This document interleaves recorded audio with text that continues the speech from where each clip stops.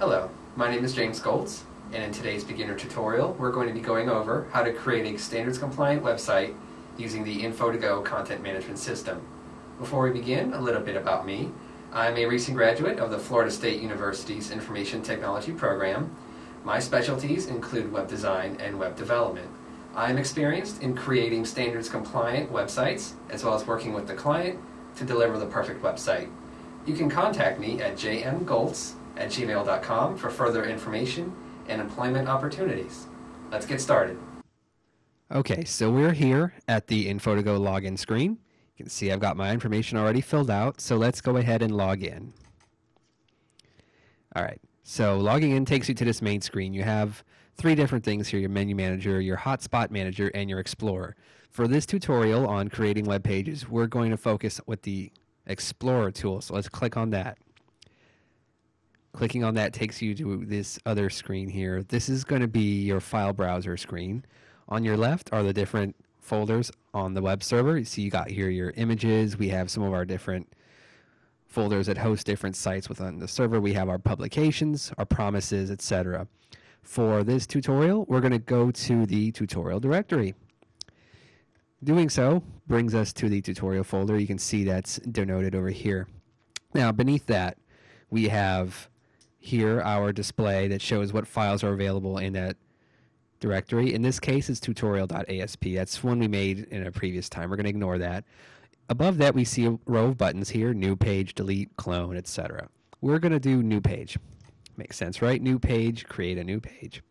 So doing that brings up the WYSIWYG editor. WYSIWYG, what you see is what you get. You're probably going to be familiar with this already if you've worked in Microsoft Word.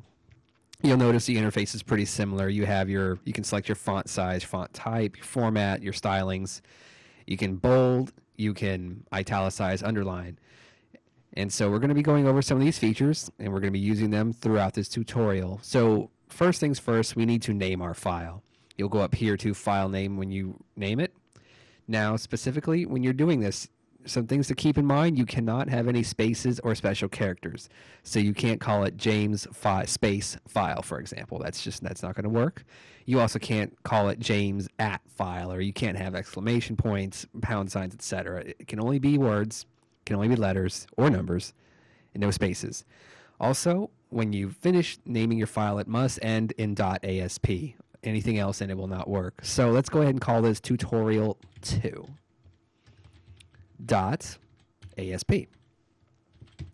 All right. Beneath that, you can see here page title. Now, this is the default title right here: Children's Campaign Incorporated -Home. You can change that if you want, but for now, we're just going to leave it the way it is. So let's go ahead and create a basic web page. Sometimes you'll see this kind of text here that's already filled in. Go ahead and delete that. So go ahead and highlight, hit backspace, it's gone. We don't need that there. In fact, you'll probably want to delete it if it shows up. So you have your justify icons here. It's similar to Word. Go ahead and center it. We're going to go to size. And for this, because we're doing a large kind of header, like a welcome to type thing, we're going to click on large. Simple enough.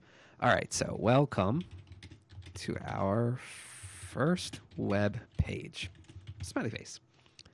And there we go. So we have a header, and you can see how we did that. We went to center. We selected large size. So we're done here. Go ahead and hit enter.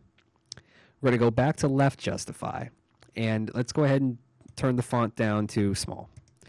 Because what we're going to do at this point is, let's say we're entering in some page content. So this is some content for the page.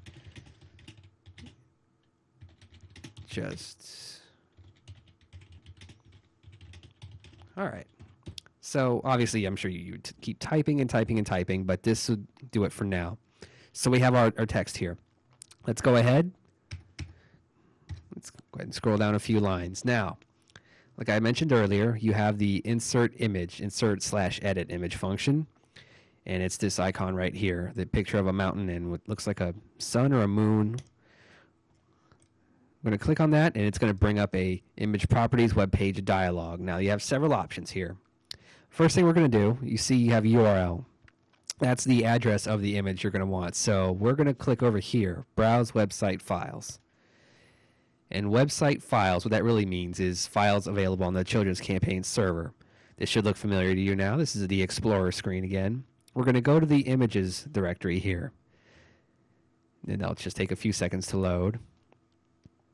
And what it's doing is loading a list of all the files in the directory we chose. So here we go, all the images we have.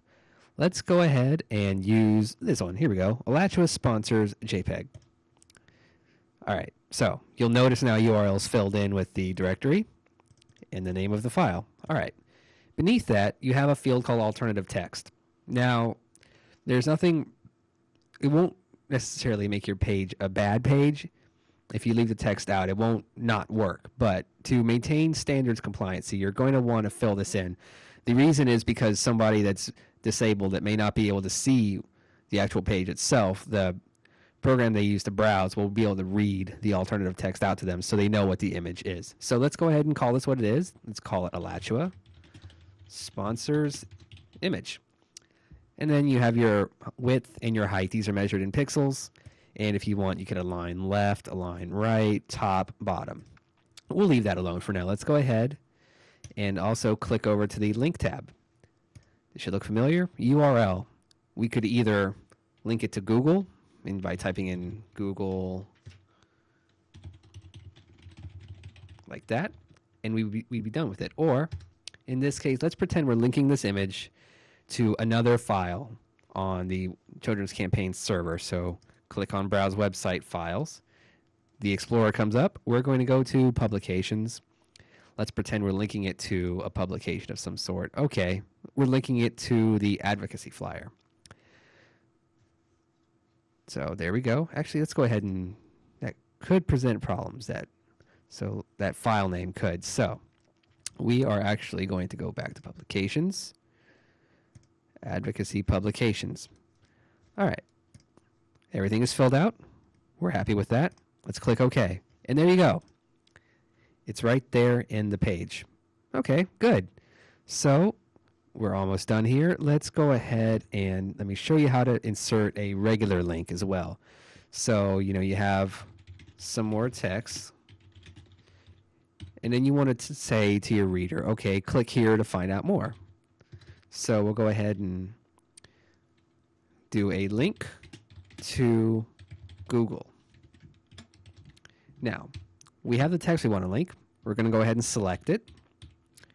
It's highlighted. You'll come up here and you'll look for the icon. It's right here. Globe with the chain on it. Clicking on that brings up the dialog.